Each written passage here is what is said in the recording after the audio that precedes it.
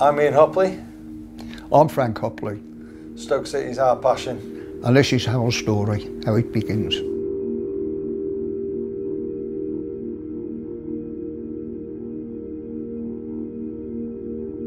Well, basically, how I became a Stoke City supporter was, you occasionally got them on television years ago, it was in black and white. And there were two teams at the time, one Derby and one Stoke. And I fell in love with Stoke. And the way they played and how they come to win the League Cup in 1971-72. It was a fantastic season. I came up here round about that time, and I was standing at the bottom of the Strand when the bus came through, and I was holding the trophy up, and it was fantastic. It gives you a kick, but you know, you feel as if you've belonged to the club and that. And it was lovely, you know, lovely to that. When I came up here, I used to know a lady who got John Mahoney as a lodger, and I met him, and we took him down London to see the International. The Irishman, I can't think of his name now. Terry Conroy. Ah, Terry Conroy. Yeah, I took him and his wife. I took his wife down. And of course, after the match there, they were talking. He said, "Was it that back fallen that kicked me?" He said, "You wait, I'll have him." But it was good. It was enjoyable. And I saw one or two matches, especially down the old Victoria ground there. And we used to sit at the front in the new stand. We've come down for some years, haven't we now? Yes, we have, yeah. I'm not the best company if we're losing, or we're not playing good. I'm not the best company, but yeah, we have. No, you're not. We've had some good memories, haven't we? I remember when our Brett, that's my first grandson, was a mascot, and a team was coming out here. Where was Brett? He was up by the centre circle, waiting for the players. He'd run up and gone by the centre circle, waiting for the players to come from. It was against Notts Forest the first season in this ground, and it's my son, Frank's grandson, and he was the mascot for the day, and he came pegging out way before the team. The team were walking out, and he came running. He was up on the halfway line before anybody waiting for them. Yeah, it was a proud moment. But, yeah, we've got some good memories, and he ripped my coat when we played Vale away. Oh yeah. Played Vale away. We scored. Mark Steen scored that beautiful goal. I think it was after a couple of minutes or whatever it was, within 10 minutes, and this crowd, we've surged. And you've grabbed. They've knocked you, haven't they? And you've grabbed me, pulled all the buttons off my coat. I had one button left at the top. Yeah, it was worth losing all the buttons on the coat, beating the Vale 2-0. My old friend Carl Edwards, don't really see him a lot now, but for years and years we used to travel away with Stoke, up and down the country, and this was around the 80s when we had that really bad season. We went down, but we used to go all the home and away games, never ever miss. And I think it was Norwich away. We went to Norwich away, and used to go on the coach, the Stoke City coaches, and then what we used to do is when we used to get back, we always used to wait for the players, get them to autograph the programmes without fail. It used to be that. As soon as they got off the bus, we'd be like, "Can we be autograph?" And there's one particular game, I think it was Norwich away. We were waiting, and Alan Hudson was one of the last ones. So we said to, it's when he rejoined the club, said to Alan, "Can we have your autograph?" And he says, "Yeah, of course, lads. Have you got a pen?" We hadn't got a pen, so he says, "Come with me, lads. I've got one in my car." So there was just me and my friend.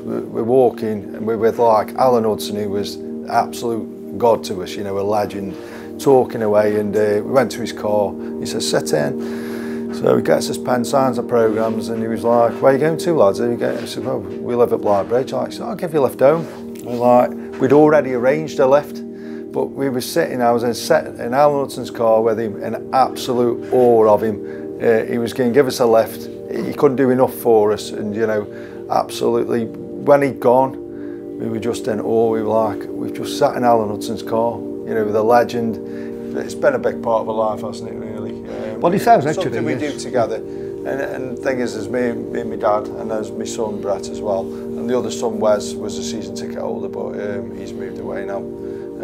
So he can't come anymore, he's in Scotland, but he's still a big Stoke fan. So yeah, it's been a big part of our family, hasn't it, really? It has really, yeah. If you'd have said all them years ago when we were stood, you know, we stood on the old Victoria ground, or when we were losing to Tranmere on a Tuesday night, 3-0 down here, that we'd have been in the Premier League, it'd have been like, no, there's no chance that would happen. But yeah, we've done it, and it's been I'm really grateful, really enjoyed it.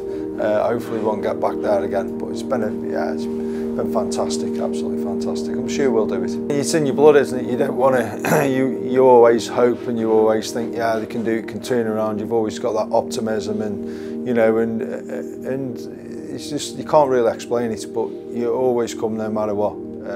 How bad they are, you know, if you're going to lose, even when we're playing cities and the Liverpools, you're coming down thinking, expecting, you know, we might get a hammer in here, but you're always optimistic, you're always hopeful. As soon as the lads come out on the pitch, you know, you've got that optimism, that hope and that pride, and it's just in your blood, isn't it? Stoke City's in the blood, and you know, no matter what, we'll always be here. Doesn't matter who they play, you've always got that optimism, that hope, and they've proved so many people wrong all the time, and that's the thing. You know, we've been down here and we've seen us beat Liverpool. You know, we've beaten them all, we've done them all, and you always hope that, yeah, today's that day where we're going to have a good day and they're going to have a bad day, and yeah, it's just in your blood, isn't it? You never thought we'd have beaten Liverpool 6-1, and it was just dreamland. It was, you know, the perfect match. Everything went for us. I think they rocked up expecting to beat us, and you know, we turned them over good style. It was absolutely fantastic. One that sticks in the memory is certainly one of the best games. There's nothing better than that match day feel, you know, prior to the kick-off, no matter what the result is, but it's just nothing better, absolutely nothing better at all. Since I can remember, I was first game down at the old Victoria ground. I was 4, I don't even know who we played, I can't even remember, to be honest with you. There's only little, my dad took me down, and that was it then. I was in love with Stoke City, totally and utterly. But I can always remember, it was always cold, wasn't it, so you used to take a flask. Oh, yeah.